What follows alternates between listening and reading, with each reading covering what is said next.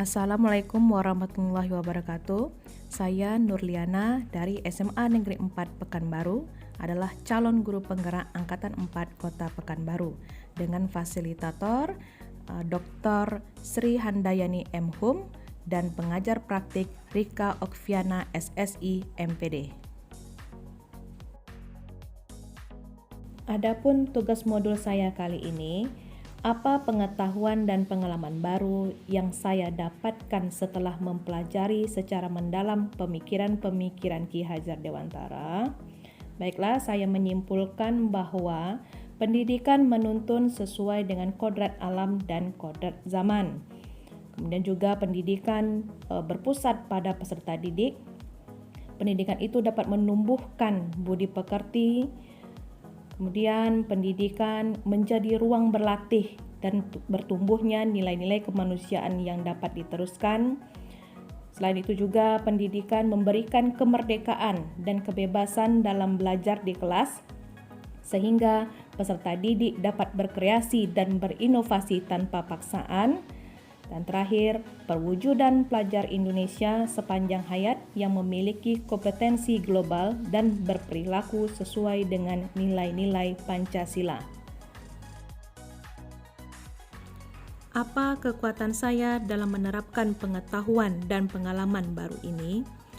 Keyakinan saya kepada Tuhan Yang Maha Esa dengan kemauan dan tekad yang kuat akan berjalan sesuai dengan apa yang diharapkan. Selalu berpikir positif dan menyukai hal-hal yang baru dalam melakukan perubahan.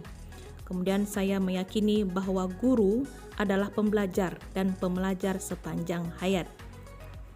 Selanjutnya, kita sebagai guru adalah sebagai pengelola yang memberikan peran dalam menciptakan suasana belajar, terutama esensi merdeka belajar, di mana bisa menggali potensi diri dan peserta didik untuk berinovasi, berkreasi dalam meningkatkan kualitas pembelajaran secara mandiri.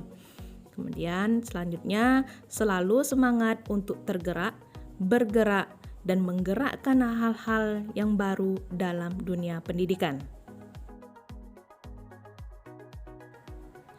Apa hal-hal yang perlu saya ubah dari diri saya agar dapat menerapkan pengetahuan dan pengalaman baru ini?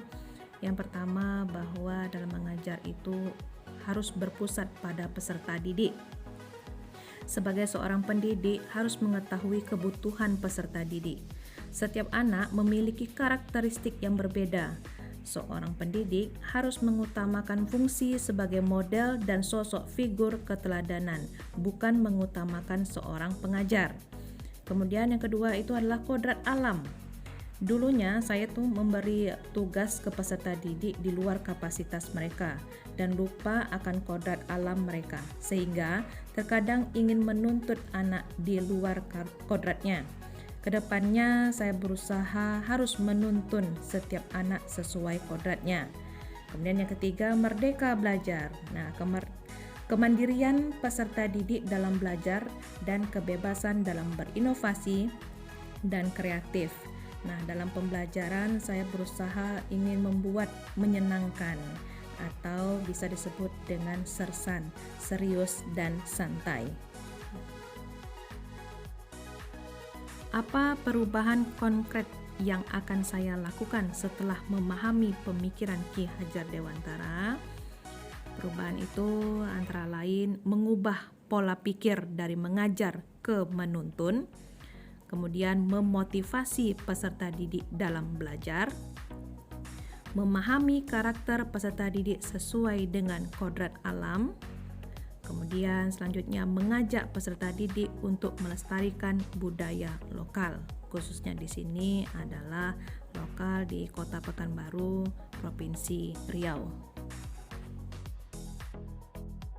Itulah pengetahuan dan pengalaman saya tentang pemikiran-pemikiran Ki Hajar Dewantara. Sekian dan terima kasih. Salam bahagia, guru bergerak Indonesia maju.